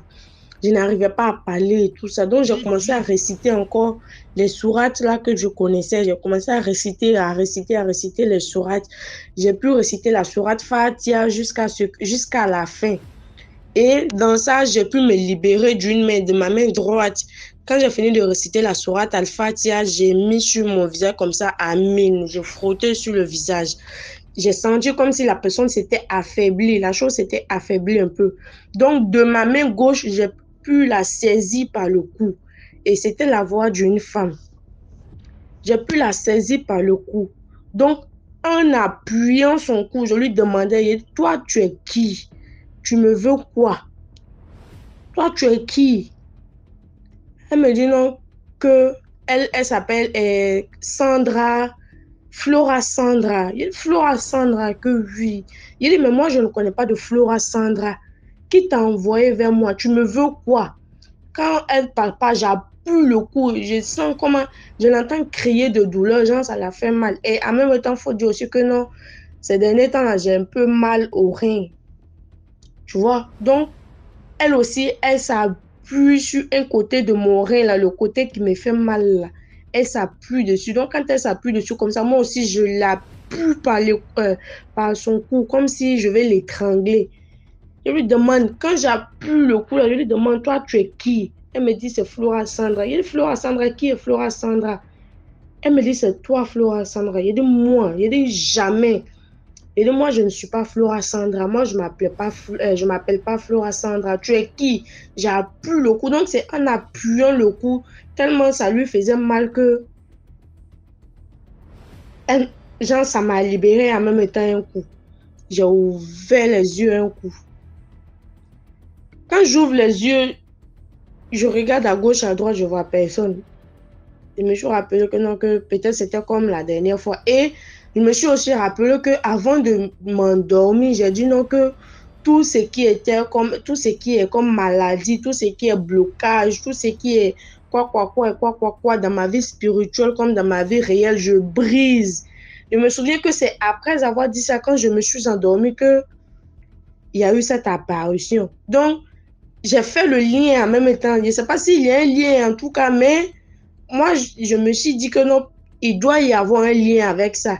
Et je me dis aussi que non, que certainement ce que je pense là, ça doit être vrai parce que je ne peux pas dire ça et m'endormir et puis avoir une attaque. Vous voyez? Et puis avoir une attaque. Donc, il me dit non, que ça a un lien forcément. En tout cas, c'est ce que je voulais partager avec vous. Continuez de liker, de partager et de commenter, car ça aide vraiment d'autres personnes, quoi. Bonne journée à vous et merci. Bisous à tous. Merci beaucoup pour l'histoire. Là, on passe à la 10e histoire. Aïe, c'est vraiment très dur de faire une note vocale. J'ai déjà envoyé 2, j'ai même effacé. Bonsoir DMJ, j'espère que tu vas bien. Excusez-moi vraiment, excusez-moi. Je me moque de personne. Excusez-moi. Excusez-moi aussi pour les voix que vous entendez à côté. En fait, je suis encore au bureau et ce n'est qu'ici que j'ai l'opportunité de vous raconter une toute petite histoire parce qu'à la maison, il y a plein de personnes et je ne voulais pas que les gens entendent en fait. Voilà. Donc, DMG, vraiment, excuse-moi vraiment, hein, parce que j'envoie, je me rends compte que j'ai mal fait. Je dis non, DMG a toujours exigé ci, ça. Je dis non, il faut que je recommence. Il ne faut pas qu'il se plaigne de moi. Vraiment, excuse-moi vraiment de remplir ton compte comme ça. Vous avez supprimé ces messages, vous avez supprimé ces messages. Vraiment désolée. Alors, j'étais en train de dire. Je n'ai pas une histoire comme celle qu'on a l'habitude d'écouter ici, non. C'est un vécu personnel qui me traumatise déjà. Et donc, du coup, je viens vers vous qui êtes ma famille, en espérant trouver une solution, en espérant trouver des personnes qui pourront me conseiller quelque chose à faire pour mettre un thème à ce que je vis, voilà. Donc, pour ma petite histoire, je suis fiancée depuis 5 ans déjà. Bon, déjà, quand je me mettais avec mon fiancé, c'était pas dans le but de nous marier 5 ans après, non, ou bien 6 ans après. C'est dans le but de nous marier dans quelques mois. Mais seulement, les choses ne se sont pas passées comme on les avait rêvées, comme on les avait vraiment planifiées, non. Elles sont en train de se passer autrement. Bon, ce qui fait que jusqu'à présent, on s'est pas encore marié concrètement, on n'a pas encore eu de concrétisation dans notre foyer. On est encore là, mais on vit ensemble comme ça. Alors, quand je l'ai rencontré, depuis que je l'ai rencontré, la première année, j'avais pas de problème. J'avais pas de problème dans le sens où je n'ai jamais vraiment dormi de façon anormale, non. Mais quand il est allé voir ma main, quand il est allé demander ma main à ma famille, c'est là où tout a commencé. J'ai commencé à observer des rêves bizarres que je faisais. Déjà, les choses se sont passées très, très, très bizarrement et puis la famille aussi s'est scindée d'une façon bizarre que j'ai d'ailleurs pas compris, mais en fait, je vais vous épargner les détails. Donc, quand il est allé demander ma main, tout a commencé vraiment. Quand je suis rentrée chez lui, il est allé demander ma main 3 mois après notre rencontre. On s'est rencontrés un an après notre rencontre, mais 3 mois après que je me sois installée chez lui. Bon, en fait, c'est ça que je voulais dire réellement. Vraiment, vous allez m'excuser. Vous allez vraiment m'excuser. Alors, on se rencontre en janvier 2018. En janvier 2019, on se fiance. Et quand on s'est fiancé, tout a basculé. J'ai commencé à pas basculer dans le sens où on s'entendait plus ou non. Non. C'est vrai, des petits problèmes, ça manque pas, il y en a partout.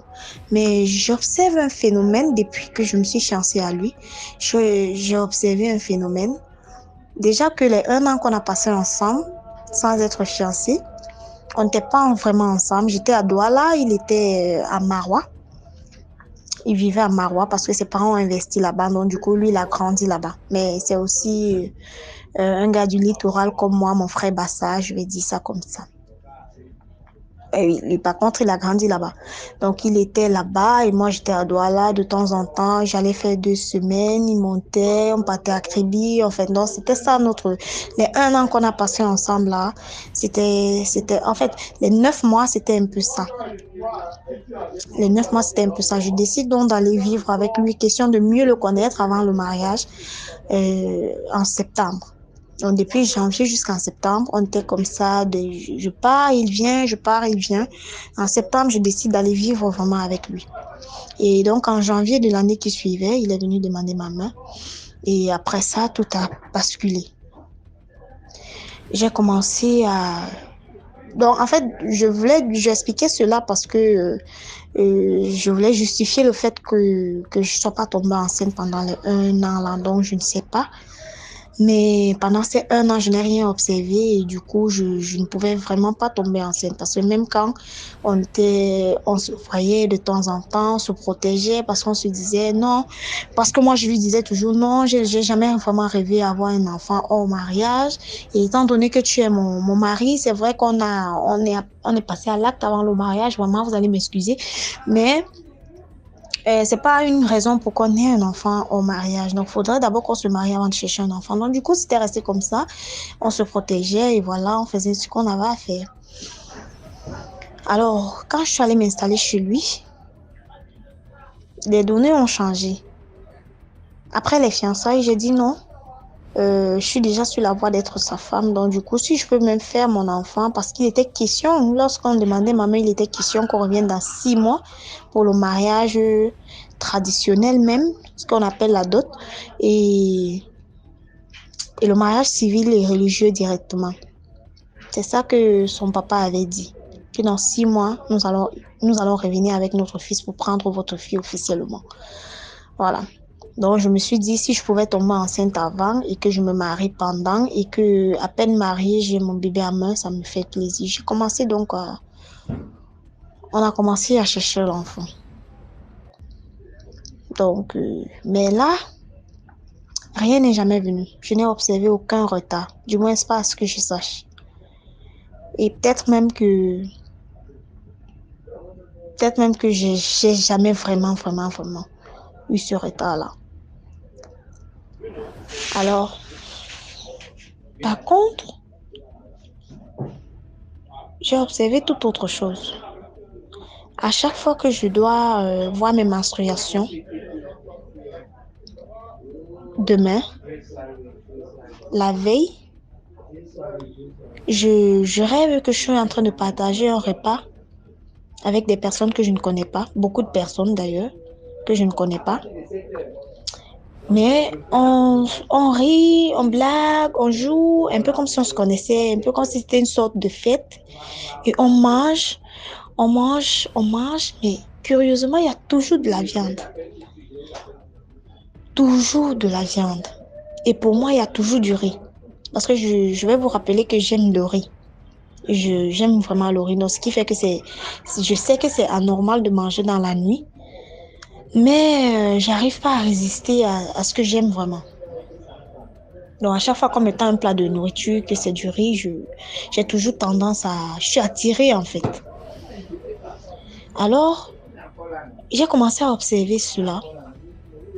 Les 2 premiers mois, ça m'a rien dit, mais à partir du 3e mois, je me rends compte que je fais toujours un rêve. Et quand je rêve que j'ai mangé la nuit, et c'est-à-dire que comme c'est un phénomène bizarre, quand je vais rêver, le matin, je vais me lever, je serai engourdie, je serai lourde, un peu comme si j'ai vraiment mangé, un peu comme si j'ai vraiment fait la fête toute la nuit.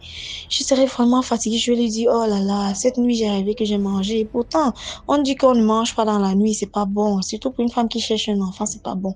Je vais lui dire ça comme ça. Et le lendemain, je vais me rendre compte que j'ai vu mes menstruations. Ça se passe comme ça chaque mois depuis 4 ans. Je rêve. C'est-à-dire, avant, j'avais peut-être l'apparition de quelques petits boutons sur mon visage, j'avais les seins qui enflaient, j'avais le bas-ventre qui tirait, le bassin, au niveau du bassin qui faisait un peu mal, pour savoir que j'ai mes règles qui arrivent. Mais non, maintenant, c'est plus ça. Depuis 4 ans, j'ai un seul signal, c'est le fait de manger la nuit. Donc, parce que longtemps, j'ai attendu l'enfant. Et donc, du coup, moi, je me suis dit, j'enlève cela de ma tête. Je ne cherche plus à penser. Je ne cherche plus à savoir quand est-ce que mes menstrues sont venues. Est-ce que je ne contrôle même plus rien. Je ne compte plus mon cycle. Je ne vérifie plus rien. Donc, je ne garde pas les dates. C'est venu le mois passé, c'était tel jour. C'est le mois-ci, ça va venir tel jour. Non, je ne cherche pas à regarder. Mais le signal que j'ai, que je vais saigner demain, c'est le fait de manger la nuit, aujourd'hui. Alors, aujourd'hui que je suis en train de vous faire cette note-là, hier, j'ai prié avant de dormir. J'ai dit, Seigneur, J'ai vraiment prié, mais alors j'avais mis du sérieux et je me suis couchée. Et quand je me suis couchée, ils sont venus, ils étaient 3. Ils sont venus un peu comme si l'un d'entre eux, en fait, c'était une femme qui est venue m'arrêter. Et c'était tellement réel parce que j'ai dormi juste avec une robe sur moi. Mais le reste, il n'y avait rien. Vraiment, excusez-moi pour les détails comme ça. Mais c'était la vérité. Il n'y avait vraiment rien. Point de départ. Et j'ai mis une robe sur moi, mais la personne est venue me toucher. J'ai senti comme si on me touchait pour de vrai. Et la personne voulait coucher avec moi. Donc, je me suis levée, j'ai prié dans mon rêve. J'ai prié, j'ai prié, j'ai prié. J'ai prié, j'ai prié, j'ai prié, j'ai prié. Et j'ai vaincu cette personne, en fait. Les 2 autres, je ne les ai pas touchés. À un moment, moi, j'avais peur. Mais eux-mêmes aussi avaient peur de moi. Donc, du coup, ils ne m'ont pas touchée. Je les ai vaincus. Ce midi, puisque je prends un médicament qui me fatigue tellement. Donc, quand je finis de travailler le matin, je fais mes petits comptes parce que je travaille dans l'entreprise. Pardon. Je suis comptable de l'entreprise de mon mari, de mon fiancé. Alors, quand je finis mes petits comptes le matin, là, je suis allée m'allonger un peu. J'ai une couchette dans mon bureau, là-bas, je suis allée m'allonger un peu vers 11h. J'ai donc rêvé que j'étais dans un restaurant où je mangeais du riz avec du porc, avec une camarade une camarade musulmane. Ce qui m'a paru tellement bizarre. Mais comment est-ce que ma camarade peut même savoir? Parce que je lui ai dit, mais est-ce que tu sais que c'est le porc que tu manges? Elle dit, ah, il va faire comment? Et dans ce rêve, j'étais tellement fière de manger, mais je mangeais avec appétit, mon Dieu. Je disais, tant que je ne suis pas pleine, je ne vais pas me lever d'ici. Je me suis effrayée quand mon téléphone a sonné à 14h10 pour aller chercher les enfants. Je suis allée uriner, d'abord dans les toilettes. Je me suis rendu compte que j'ai vu mes menstruations. Net après le rêve. Donc, je ne sais pas souvent si je suis souvent enceinte. Je ne sais pas si j'ai souvent un retard. Et que ces personnes-là viennent dans le rêve partager un repas avec moi, me faire prendre part à la mort, au mangement de mon enfant. Je ne sais vraiment pas. Je ne sais pas comment chasser ce rêve de moi. Je dis, ça fait 4 ans que je vis ainsi. À chaque fois que je rêve, la nuit que j'ai mangé, le lendemain, je vois mes menstruations. 4 ans que je vis ici. Je ne sais plus quoi faire. Peut-être mes prières à moi seule ne m'aident plus. Non, ne sont pas assez efficaces. Donc voilà pourquoi je viens auprès de vous. Vous exposer ce problème. Ce n'est pas une histoire mystique comme on a l'habitude d'entendre. Mais c'est une histoire qui me traumatise. C'est une histoire qui dérange même mon foyer. Parce que je ne sais vraiment pas pourquoi une aussi jeune fille comme moi, parce que j'ai 25 ans, et mon mari en a 35. Je l'ai connu quand j'avais 20 ans. J'ai toujours été ce genre de fille à maman, fille de famille. Je sors pas. Jusqu'à présent, je consomme pas d'alcool. Et je suis encore allée tomber sur quelqu'un qui est, comment on dit, vraiment très rigoureuse. Donc, c'est un monsieur très rigoureux. Donc, du coup, la rigueur de mes parents, je la transporte, je la traîne jusqu'à présent, elle s'est déposée aussi sur mon mari. Donc, du coup, je ne consomme pas d'alcool, je sors pas, j'ai presque pas d'amis, pas que on m'interdit, mais moi-même déjà, étant donné que j'ai grandi comme ça, donc du coup, j'ai pas ce goût-là. Je peux pas être là en train de vouloir parler à une amie, par exemple. En train de vouloir avoir une amie pour pouvoir papoter avec elle au téléphone et autres, non. J'ai des camarades de classe, j'ai des contacts, c'est vrai, mais je n'appelle que lorsque c'est nécessaire. Et c'est comme ça. Tu peux pas être chez moi, tu entends quelqu'un qui sonne au portail, on dit qu'on me cherche. C'est impossible. Peut-être les gens avec qui je travaille. Et ça, c'est strictement professionnel. Donc, j'ai un peu grandi comme ça.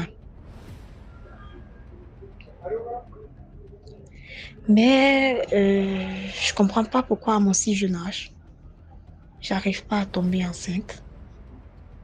Et c'est pas seulement ça, mais je fais des rêves bizarres. C'est comme si j'offrais mon enfant sur un plateau d'argent à ce groupe de personnes qui, à chaque fin du mois, ils doivent venir pour manger mon enfant. Parce que c'est cette impression que j'ai. Vraiment, DMJ, cette histoire, j'espère que tu vas la partager, que j'aurai des solutions. Des personnes qui pourront me recommander des versets peut-être à prier, des personnes qui pourront peut-être me dire ce que je pourrais, je sais pas, faire pour éviter d'avoir constamment ce rêve. Parce que même si l'enfant ne vient pas maintenant, mais j'aimerais tout de même cesser d'avoir ce rêve en fait. Vraiment, merci et pardonnez-moi pour la durée de mon histoire. Pardonnez-moi pour les bruits. Pardonnez-moi pour tout. Peut-être je parlais très bas. Peut-être je me suis mal exclamée quand je parlais. Peut-être pardonnez-moi pour tout, mais vraiment aidez-moi. DMG, s'il te plaît, diffuse cette note vocale afin que quelqu'un puisse m'aider. Je vous en prie. Merci et bonne soirée. Voilà, c'était tout pour aujourd'hui. Merci d'avoir regardé jusqu'à la fin. On se reprend demain à 12h00 pour une nouvelle vidéo. Surtout, n'oubliez pas de partager et d'inviter beaucoup plus de personnes à s'abonner à la chaîne. Comme ça, on va grandir ensemble. Plus il y aura d'histoires, plus il y aura de personnes, plus il y aura d'histoires. Voilà. Donc, rendez-vous demain. Ciao, ciao.